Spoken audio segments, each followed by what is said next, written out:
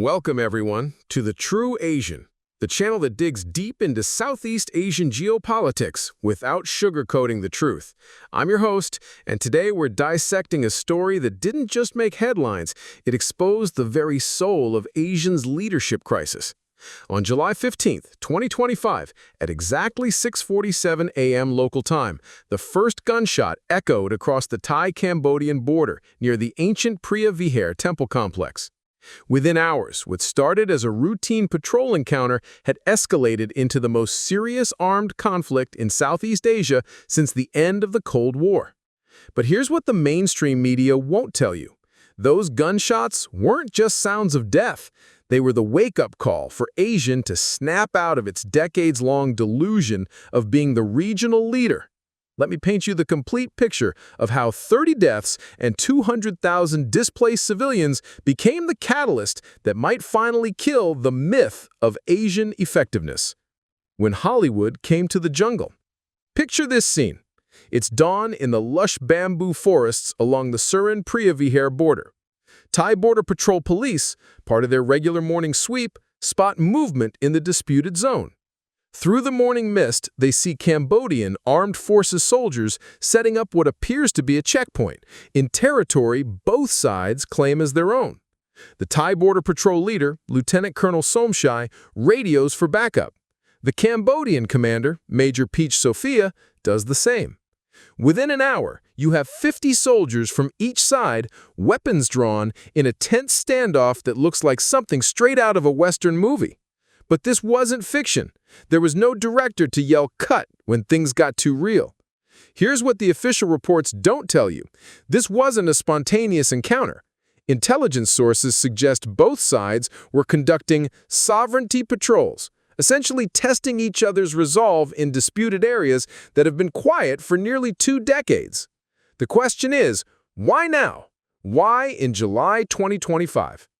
The answer lies in understanding the complex web of domestic politics, regional power struggles, and what I call the Asian delusion. The perfect storm of politics. Let's start with Cambodia. Hun Sen, the strongman who ruled Cambodia for 38 years, officially stepped down in August 2023, passing power to his son, Hun Manet. But here's the thing about dynastic power transfers in Southeast Asia. They're never as smooth as they appear. Hun Manet, despite his Western education and military credentials, faces what political scientists call legitimacy deficit. He didn't earn power through struggle or popular revolution like his father. He inherited it. And in the rough and tumble world of Cambodian politics, that makes him vulnerable to challenges from within his own party, the military, and opposition groups who smell weakness. Border confrontations serve a very specific purpose in this context. They allow new leaders to demonstrate what we call nationalist credentials, showing they can stand up to external threats and protect Cambodia's sovereignty. It's political science 101. When facing internal pressure, create an external enemy to rally the population around your leadership. But Hun Manet miscalculated. He thought he could orchestrate a limited border incident that would boost his domestic standing without serious international consequences. He was wrong. Now let's cross the border to Thailand. Prime Minister Srettha Thavisin's government, already struggling with economic challenges and political opposition, found itself facing a perfect storm. Inflation hitting middle-class families, youth unemployment rising, and constant pressure from the military establishment that still holds significant behind-the-scenes power. When Cambodian soldiers appeared to be advancing into disputed territory, the Thai government faced an impossible choice: respond with force and risk escalation, or appear weak in the face of foreign aggression. They chose escalation, calculating that a show of military strength would distract from domestic problems and unite the country behind the government. Both sides were playing domestic political games. Neither side expected the other to actually pull the trigger. The information war. Welcome to warfare in the social media age. where truth becomes the first casualty and everyone with a smartphone becomes a war correspondent. Within hours of the first shots, both sides launched sophisticated information campaigns designed not just to win international sympathy, but to control the narrative for their domestic audiences. The Thai information strategy focused on portraying Thai forces as defenders responding to Cambodian aggression. Social media flooded with videos of Thai soldiers helping evacuate Cambodian civilians, providing medical aid to wounded Cambodian soldiers, and maintaining discipline under fire. The message? Thailand as the responsible regional power, protecting both its citizens and showing humanitarian concern for Cambodians. Cambodia's approach was more complex.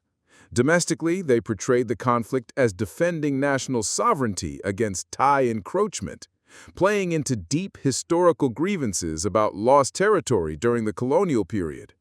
But internationally, they emphasized Thailand as the aggressor, using diplomatic channels to claim their forces were merely defending established positions when attacked. But here's where it gets really interesting. Both sides were using the same footage edited differently to support opposite narratives. The same clip of soldiers providing medical aid was used by Thailand to show Thai humanitarian assistance and by Cambodia to show Cambodian forces helping wounded Thai soldiers. In the age of deepfake technology and AI-generated content, truth became negotiable. Whoever controlled the most effective information distribution network controlled reality. And guess who won the information war? Neither Thailand nor Cambodia. It was China and the United States, who used the crisis to advance their own strategic narratives about regional stability and the failure of ASEAN leadership. The great game comes to Southeast Asia. Here's what most analysts missed about the Thai-Cambodian border crisis. It was never really about Thailand and Cambodia. It was about China and the United States using Southeast Asian proxies to test each other's influence without direct confrontation. Let me show you the chessboard. China's position. Cambodia has been Beijing's most reliable Southeast Asian ally since Hun Sen came to power. Chinese investment built Cambodia's infrastructure. Chinese loans fund its development projects, and Chinese military advisors train its forces. The Ream Naval Base, officially a Cambodian facility, is widely understood to be China's first military foothold in Southeast Asia. When the border crisis erupted, China faced a delicate calculation. Supporting Cambodia too openly would confirm suspicions about Chinese interference in regional affairs, but appearing neutral would undermine confidence among other Chinese allies who expect Beijing's protection. China's solution was brilliant in its subtlety. Publicly, Beijing called for peace and offered to mediate. Privately, Chinese military advisors helped Cambodia develop more effective defensive positions. Chinese-supplied ammunition resupplied Cambodian forces, and Chinese diplomatic pressure convinced Myanmar and Laos to support Cambodia in ASEAN discussions. The American response was equally calculated. Thailand remains a treaty ally, but the relationship has been strained since the 2014 military coup. Washington couldn't support Thailand too openly without appearing to back military aggression, but it also couldn't allow China to gain influence through the crisis. American strategy focused on undermining ASEAN credibility while positioning the U.S. as the responsible external power. State Department officials publicly criticized the ASEAN Way as inadequate for serious security challenges, while offering American mediation services and threatening sanctions against any party that escalated the conflict. The real winner? China. The crisis demonstrated ASEAN's weakness, justified increased Chinese security involvement in Southeast Asia, and showed other regional countries that when serious problems arise, they need great power patrons, not regional organizations. The economics of conflict. Here's something the geopolitical analysts don't talk about enough. Modern conflicts aren't just about territory or nationalism. They're about economic opportunities and development models. The Thai-Cambodian border region sits on significant natural gas deposits discovered in 2023. Both countries have competing claims to exploration rights, complicated by overlapping maritime boundaries in the Gulf of Thailand. The border conflict wasn't just about land, it was about billions of dollars in potential energy revenue. But there's a deeper economic story. Cambodia's development model depends heavily on Chinese investment and markets. Thailand's economy remains more integrated with Japan, South Korea, and increasingly the United States through supply chain partnerships. The border crisis forced both countries to choose between economic pragmatism and political posturing. Cambodia risked losing crucial Thai trade relationships that employ hundreds of thousands of Cambodians in border factories. Thailand risked Chinese retaliation against its tourism industry, where Chinese visitors represent the largest foreign market.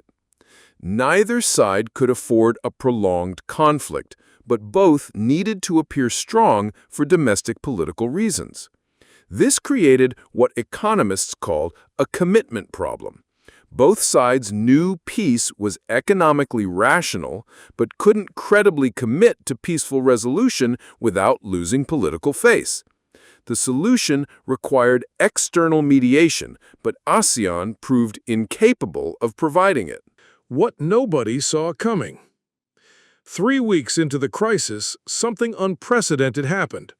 A group of ASEAN business leaders, frustrated by their government's inability to resolve the conflict, announced their own mediation initiative. The ASEAN Business Council, representing major corporations from all 10 member countries, publicly criticized both Thailand and Cambodia for risking regional economic stability. They announced a $500 million fund to support border communities affected by the conflict, contingent on both sides accepting international arbitration of their territorial disputes. This was revolutionary.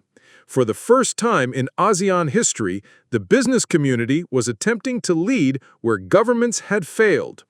The initiative gained immediate support from major international investors who had been pulling money out of Southeast Asian markets due to the conflict. Within days, stock markets in Bangkok and Phnom Penh began recovering as investors bet on business-led conflict resolution.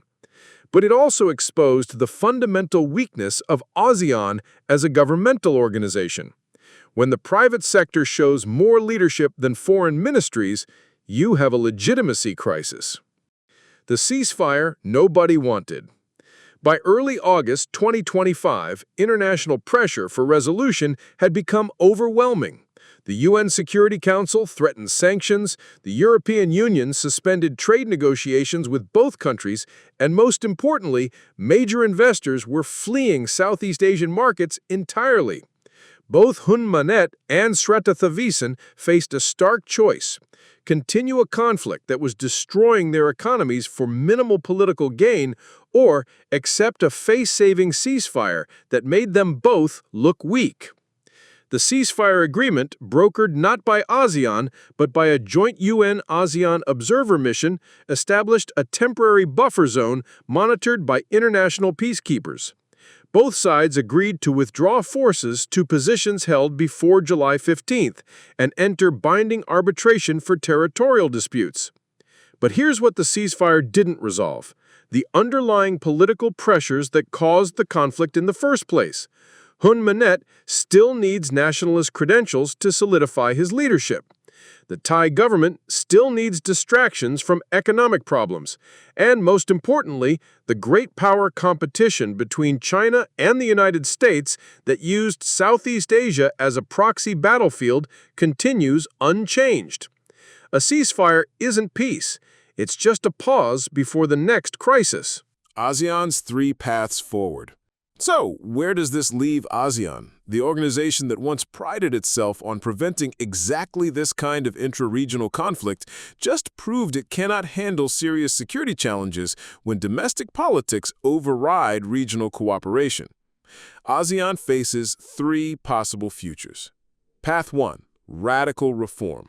This would mean abandoning the consensus-based ASEAN Way in favor of majority decision-making. It would mean creating binding arbitration mechanisms with real enforcement power. It would mean accepting that sometimes external mediation is necessary when member countries can't resolve disputes themselves. This path offers the best chance for ASEAN to remain relevant, but requires member governments to surrender some sovereignty to regional institutions. The chances of this happening? About 10%. Path 2. Managed decline. ASEAN acknowledges its limitations in security matters while focusing on economic integration and cultural cooperation. It essentially becomes a trade organization with diplomatic functions, leaving serious security issues to great powers and international institutions. This preserves ASEAN's face while reducing its role. The chances? About 60%. Path 3. Irrelevant persistence. ASEAN continues pretending the ASEAN Way works while real decision-making moves to bilateral relationships and great power interactions. The organization becomes a forum for nice speeches and photo opportunities while serious regional issues are resolved elsewhere. The chances? About 30%. My prediction? ASEAN will choose Path 2. Managed decline disguised as pragmatic evolution. When the smoke clears. The Thai-Cambodian border crisis of 2025 will be remembered as the moment ASEAN's limitations became impossible to ignore, not because the organization completely failed, but because it succeeded just enough to highlight how inadequate just enough has become. In a world where regional conflicts can escalate to global significance within hours, where economic interdependence makes every border skirmish a threat to international markets, and where social media turns every local dispute into a global information war, the ASEAN Way's emphasis on quiet diplomacy and non-interference feels not just inadequate, but dangerously naive. The real tragedy isn't that ASEAN failed to prevent the Thai-Cambodian conflict. The real tragedy is that ASEAN's failure made that conflict inevitable by providing no credible mechanisms for resolving the underlying territorial and political disputes before they exploded into violence. Here's what we must watch in the coming months. How will Thailand and Cambodia manage their relationship when the international spotlight moves elsewhere? Will ASEAN attempt any meaningful reforms, or will it retreat into comfortable irrelevance? Most importantly, will China and the United States learn that Southeast Asia makes a dangerous playground for great power competition, or will they double down on using regional proxies for strategic advantage?